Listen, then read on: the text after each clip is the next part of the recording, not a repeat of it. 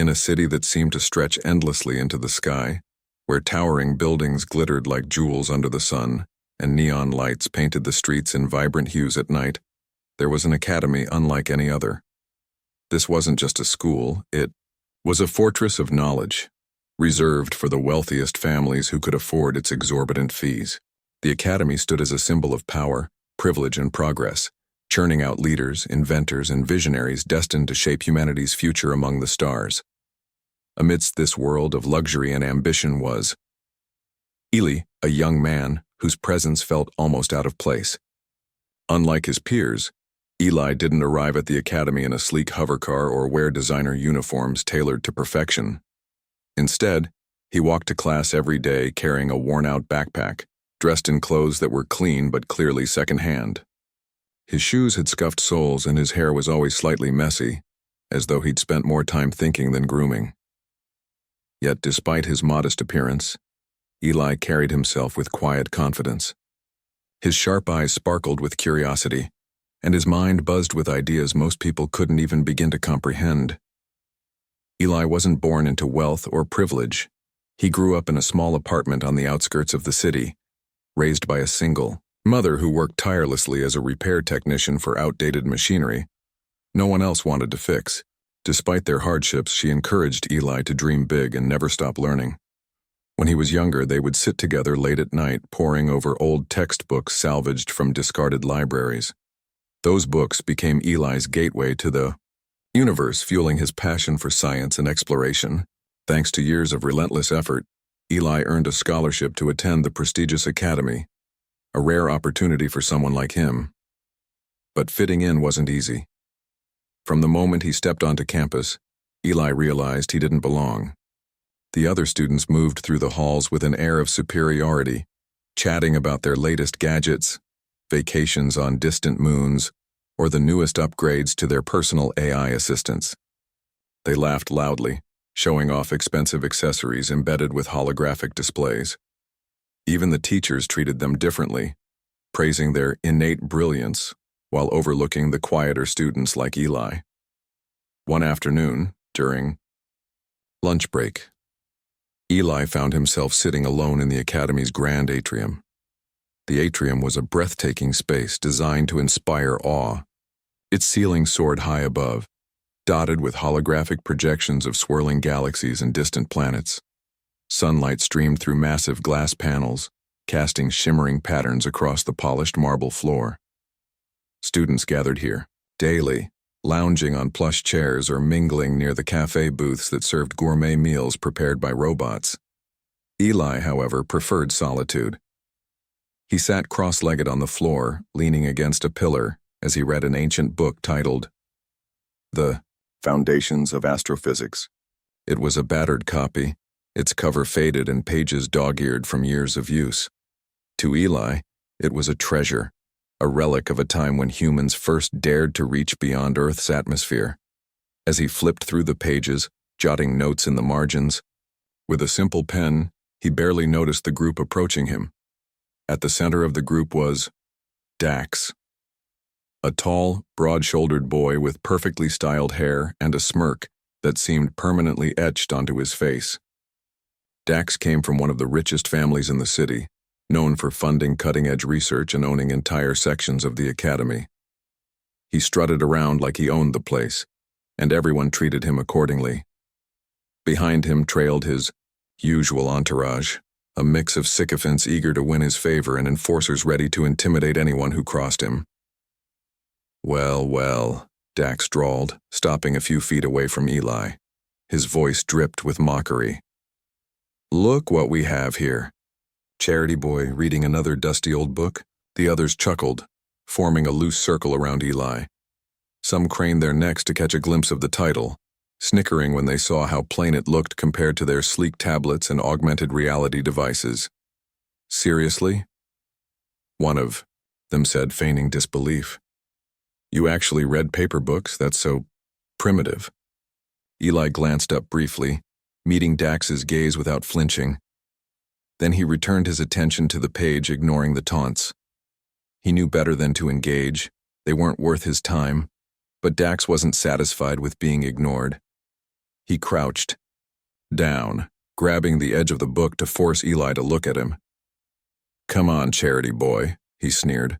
"Don't act like you're too good for us. We all know why you're here. To make the rest of us feel guilty, like letting you in somehow makes this place fair." His friends erupted into laughter, slapping each other on the back, as if Dax had delivered the punchline to a hilarious joke. A few nearby students turned to watch, curious about the commotion.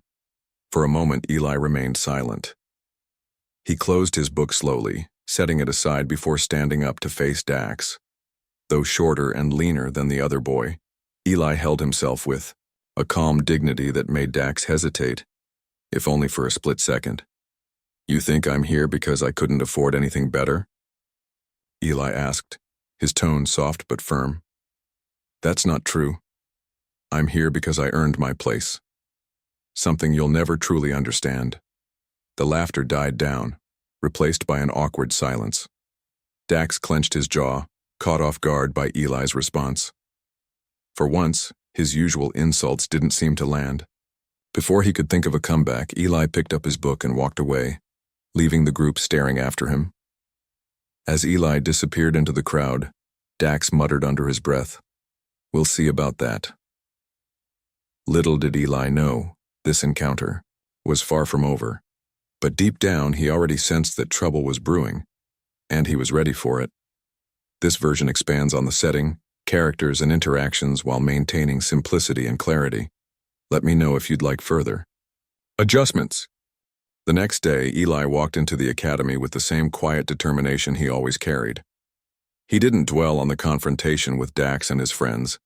Instead, he focused on what truly mattered, his studies. As he made his way to the advanced physics lab, where he spent most of his free time experimenting with theories and equations, he couldn't shake the feeling that something was different. Students whispered as he passed, glancing at him curiously, before turning away. It wasn't unusual for people to notice him. He stuck out like a sore thumb in this world of privilege. But today, the attention felt heavier, more deliberate.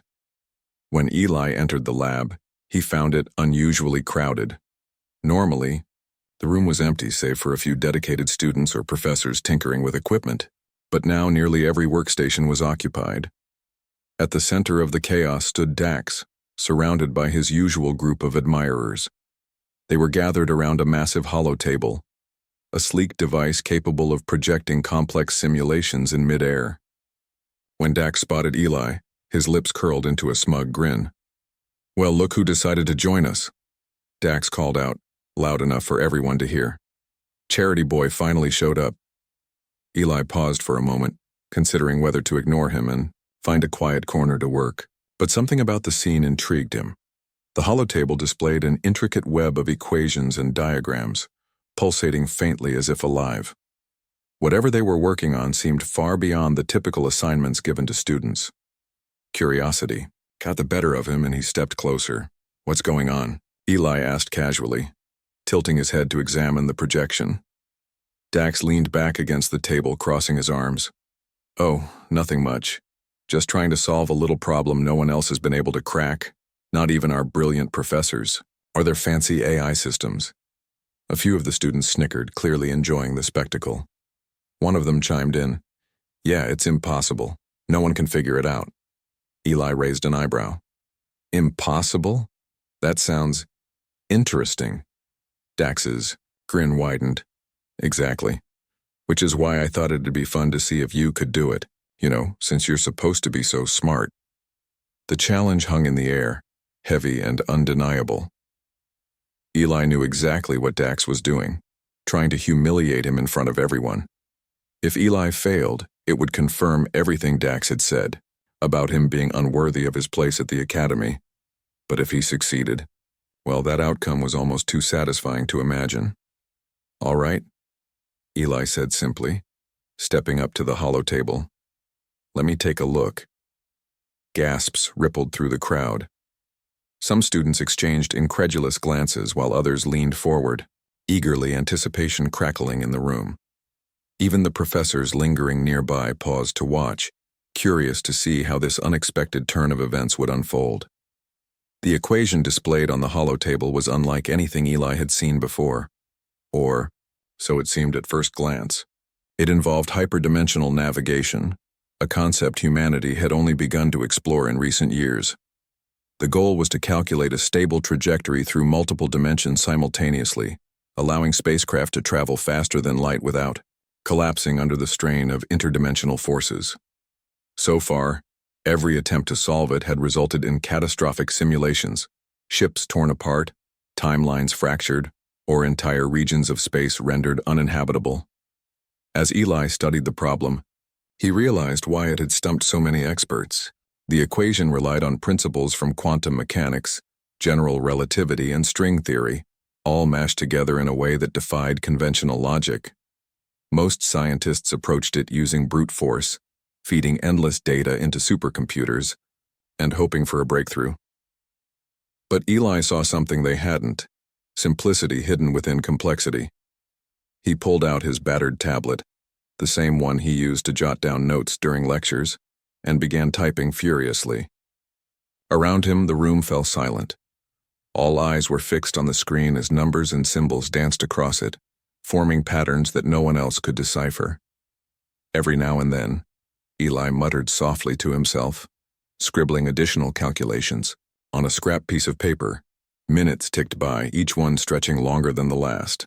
Dax shifted uncomfortably, growing increasingly uneasy as the crowd's focus shifted from him to Eli. His friends exchanged nervous glances, unsure of what to say. Meanwhile, the professors edged closer, peering over Eli's shoulder with growing fascination. Finally, after what felt like hours but was actually less than 20 minutes, Eli stopped typing. He took a deep breath, then tapped a final command on his tablet. Instantly, the holotable lit up with a new set of projections. Lines of code rearranged themselves, forming a coherent solution. A holographic model of a spacecraft appeared, navigating smoothly through multiple dimensions without encountering any disruptions. The room erupted into stunned silence. No one moved. No one spoke. Then, slowly, someone in the back whispered, "It worked." Dax stared at the holotable, his jaw slack. How did you do that?" Eli turned to face him, his expression calm and composed. "Sometimes you don't need fancy tools if you understand the fundamentals well enough." He went on to explain his process, breaking it down step by step for the benefit of those watching. While most researchers focused on tweaking existing models, Eli had gone back to basics, revisiting classical theories that had been overlooked in favor of newer, flashier methods. By combining these foundational principles with innovative thinking, he identified flaws in the original formulation of the problem itself. Not only had he solved the equation, but he also improved upon it, creating a more efficient and reliable solution. As Eli spoke, the atmosphere in the room shifted. What had started as a mockery turned into genuine admiration. Even Dax's friends looked impressed, whispering amongst themselves about how incredible Eli's achievement was. For the first time, Eli wasn't just the scholarship kid. He was a genius, plain and simple. But Eli wasn't done yet. Before stepping away from the holotable, he addressed Dax directly. "You wanted to test me, right? Well, here's your answer. And by the way," he paused, locking eyes with Dax, "I'm not here because I couldn't afford anything better. I'm here because I earned my place, something you'll never truly understand." With that, Eli picked up his tablet and walked out of the lab, leaving behind a room full of awestruck faces. Dax stood frozen, his confidence shattered. For the first time in his life, he realized there was someone smarter, stronger, and more determined than him. And it terrified him. Little did Eli know, this victory would change everything, for both him and the Academy. But for now, he simply smiled to himself, content in the knowledge that he had proven his worth, not just to Dax, but to everyone who doubted him. This version expands on the tension, challenge, and resolution of the scene, while keeping the language straightforward and engaging. Let me know if you'd like further tweaks. News of Eli's achievement spread like wildfire through the Academy. Within hours, whispers turned into hushed conversations, and soon everyone, from freshmen to professors, was talking about the charity boy who had solved the unsolvable equation. By lunchtime, videos of the event were circulating on social feeds, showing Eli calmly working at the holotable, while Dax and his friends looked on in disbelief. Some students praised Eli's brilliance, calling him a genius. Others speculated that he must have cheated somehow. But one thing was certain. Eli had become the center of attention, whether he liked it or not. For Dax, however, the aftermath was unbearable. He had spent years cultivating an image of superiority, effortlessly dominating every room he entered with his charm, wealth, and influence.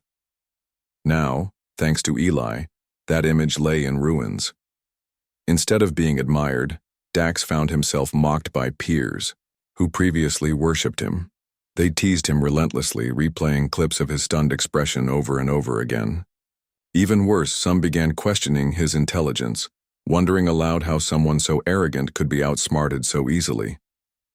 Determined to salvage his reputation, Dax retreated to his private study, a luxurious suite equipped with state-of-the-art technology, and plotted his next move. He couldn't let Eli get away with humiliating him in front of the entire academy. There had to be a way to discredit him, to prove that his success wasn't as legitimate as it seemed. By the end of the day, rumors started circulating. Someone, likely Dax himself, began spreading stories about how Eli might have used forbidden software or accessed classified data to solve the equation. Others claimed he had received help from outside sources, perhaps even from rival institutions, looking to embarrass the academy. These allegations gained traction quickly, fueled by jealousy and resentment among certain factions of students who resented Eli's sudden rise to fame. But when the academy administration launched an investigation, they found no evidence to support any of these claims. Every step of Eli's process checked out. His solution was not only correct but also groundbreaking. It opened up new possibilities for faster-than-light travel, something scientists had been striving toward for decades. In fact, further analysis revealed that Eli's approach was far more efficient than anything currently in use, potentially revolutionizing humanity's ability to explore the stars. As the truth came to light, Dax's attempts to tarnish Eli's reputation backfired spectacularly. Rather than discrediting him, the investigation only highlighted just how remarkable Eli's achievement truly was. Professors hailed him as a prodigy, comparing him to historical figures like Einstein and Hawking. Students who had once dismissed him as an outsider now sought him out, eager to learn from him or simply bask in his reflected glory. Even members of the media took notice, requesting interviews and writing glowing articles about the young scholar who had defied expectations. Through it all, Eli remained unfazed. While others celebrated his success or tried to tear him down, he stayed focused on what mattered most: his work. Each morning, he arrived at the academy early, spending hours in the lab refining his theories and exploring new applications for his discovery. He didn't care about fame or recognition. He cared about making a difference, about pushing the boundaries of human knowledge. One afternoon, as Eli sat alone in the atrium reviewing notes, a group of students approached him, cautiously. Among them was Lila, a quiet girl with glasses who often kept to herself. She had always admired Eli from afar, impressed by his dedication and humility despite the challenges he faced. Excuse me?" Lila said hesitantly, clutching a notebook to her chest. "Can we talk to you for a moment?" Eli looked up, surprised but welcoming. "Sure. What's up?" The group exchanged nervous glances before Lila spoke again. "We just wanted to say thank you for proving that it's possible to succeed without relying on money or connections. You've inspired a lot of us." Her words caught Eli off guard. He hadn't expected anyone to feel inspired by what he'd done. It had simply been a matter of doing what he loved. Still, he smiled warmly. "Thanks for saying that. But remember, I didn't do anything special.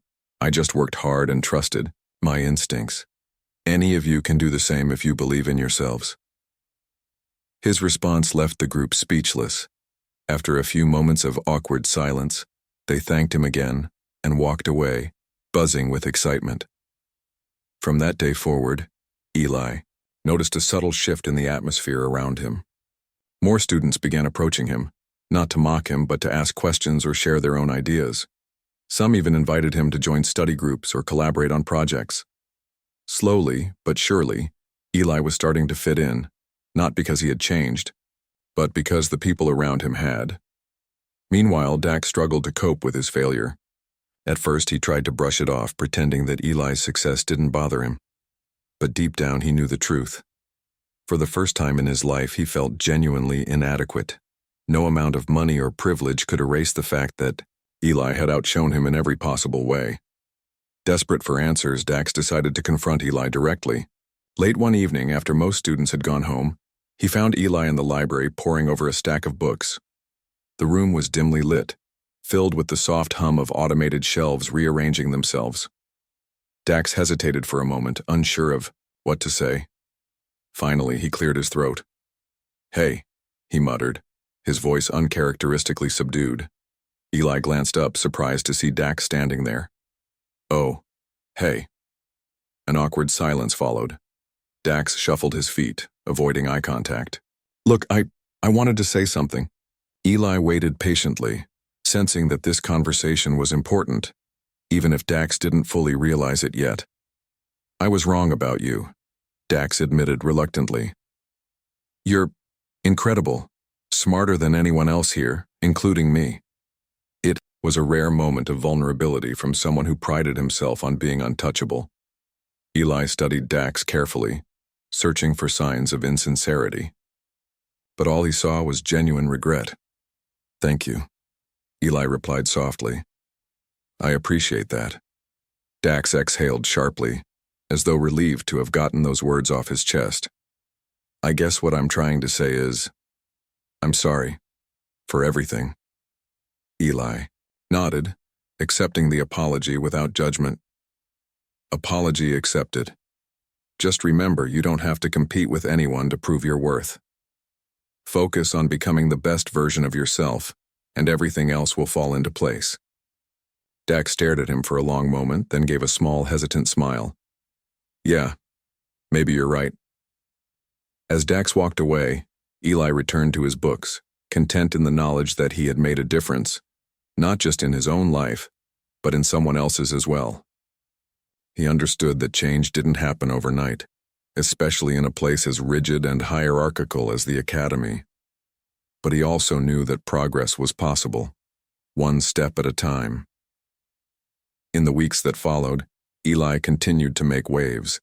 His discovery earned him invitations to prestigious conferences and symposiums where he presented his findings alongside some of the greatest minds in science.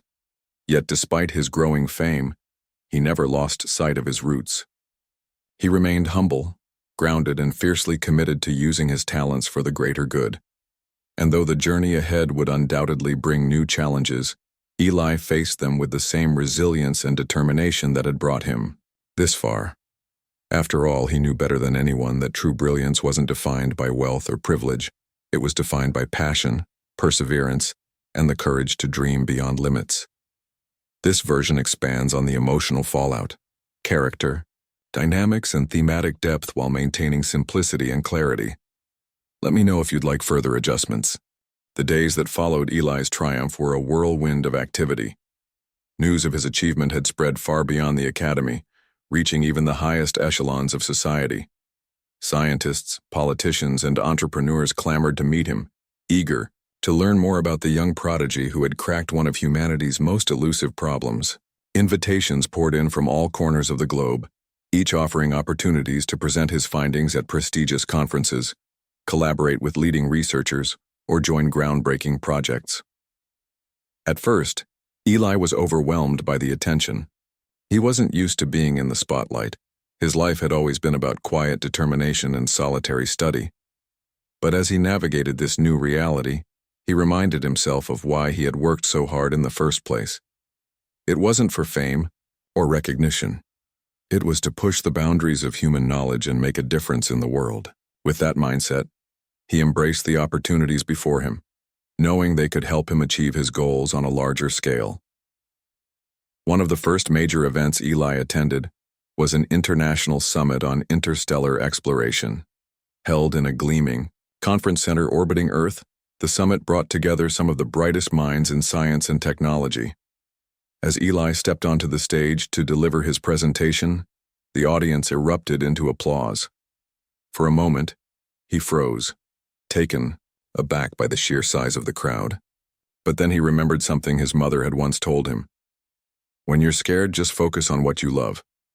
So he took a deep breath, smiled, and began to speak.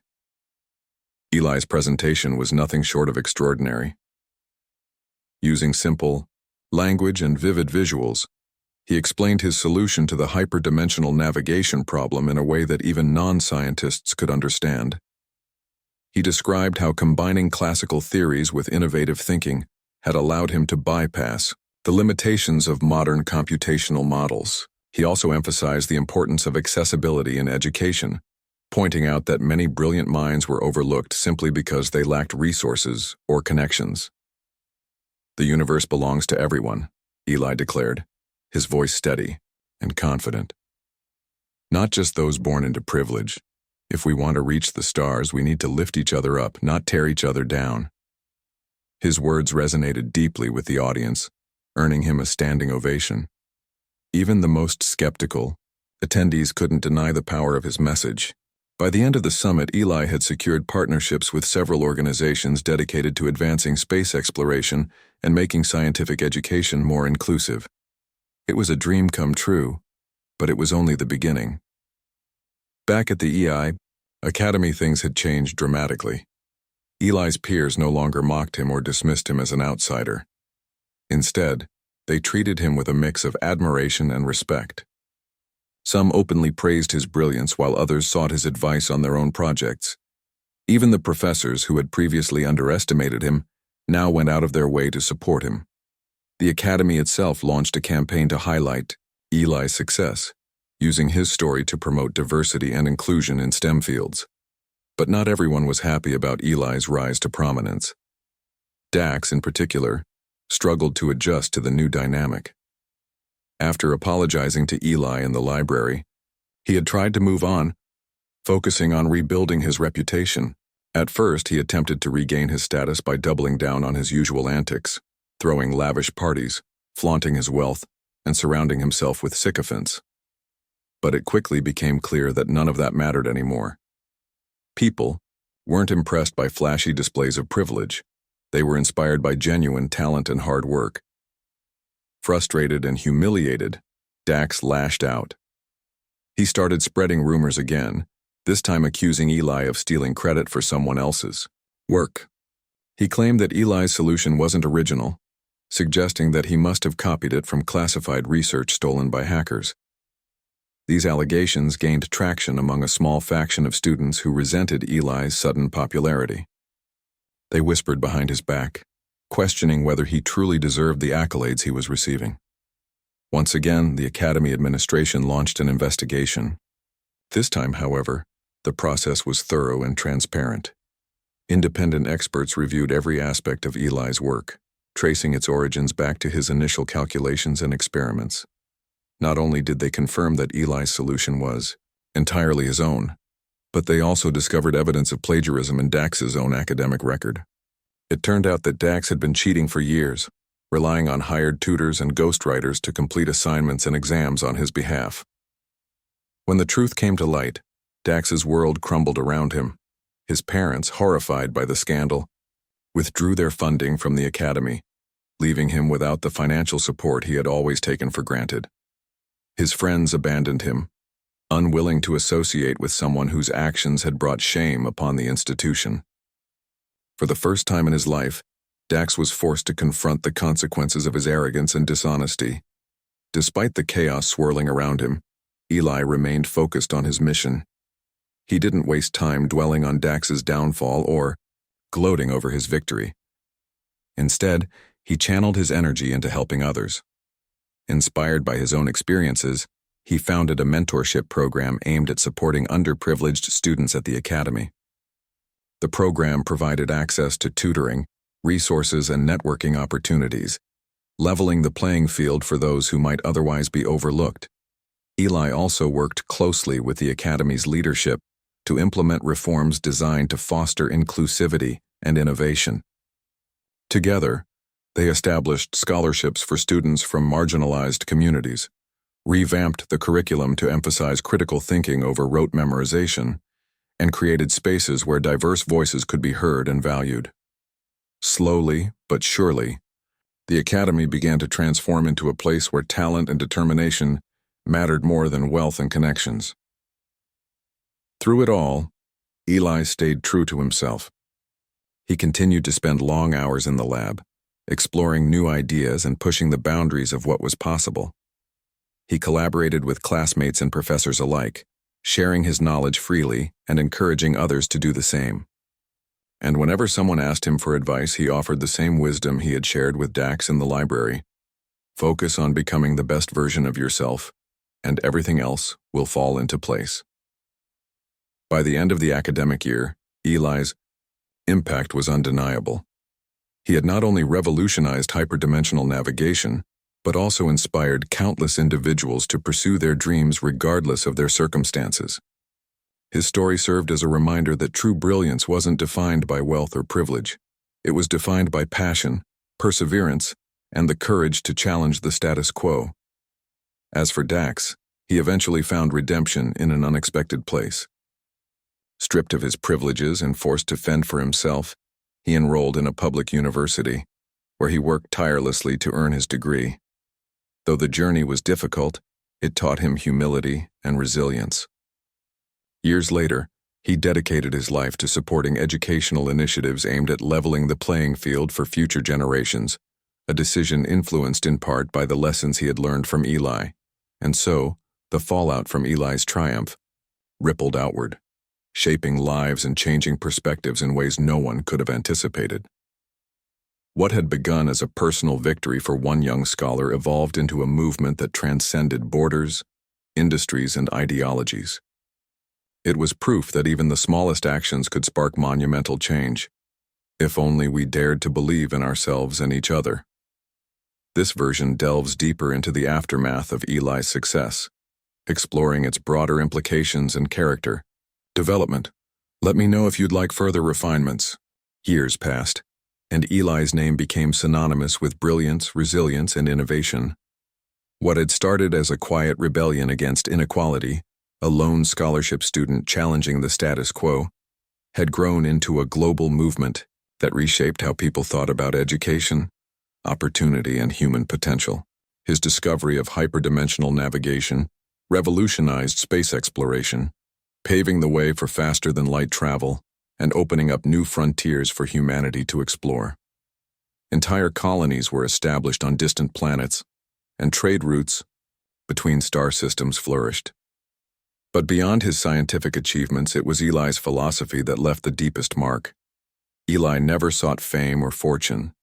After graduating from the academy, he turned down lucrative offers from corporations eager to profit from his work. Instead, he dedicated himself to teaching, mentoring, and advocating for marginalized communities. He traveled the world, or rather, the galaxy, speaking at schools, universities, and community centers. His message was always the same: the universe belongs to everyone. It doesn't matter where you come from or what resources you have. All that matters is your willingness to dream big and work hard. He founded the Intergalactic Institute of Accessible Education, an organization aimed at bridging the gap between privilege and opportunity. Through advanced virtual classrooms, free online courses, and partnerships with governments and institutions, the Institute reached millions of students who would otherwise have been left behind. For many, it became a lifeline, a chance to escape poverty, oppression, or discrimination, and build a better future for themselves and their families. Eli's influence extended far beyond classrooms and laboratories. Artists created works inspired by his journey, musicians composed songs celebrating his perseverance, and filmmakers produced documentaries chronicling his rise from humble beginnings to interstellar acclaim. Even in pop culture, his name became shorthand for overcoming adversity through sheer determination. Children across galaxies grew up idolizing him, dreaming of following in his footsteps. One day, Decades after his initial breakthrough, Eli returned to the academy where it all began. Now older, with streaks of gray in his hair and laugh lines etched into his face, he walked through the familiar halls with a sense of nostalgia. The atrium still shimmered with holographic projections of swirling galaxies, but the atmosphere had changed dramatically. Gone were the days when wealth and privilege reigned supreme. Instead, the academy buzzed with diversity and collaboration. Students from every corner of the galaxy worked side by side, exchanging ideas and solving problems together. As Eli made his way to the grand auditorium, where he had been invited to deliver a keynote speech, he noticed something remarkable. Among the crowd gathered to welcome him was Dax.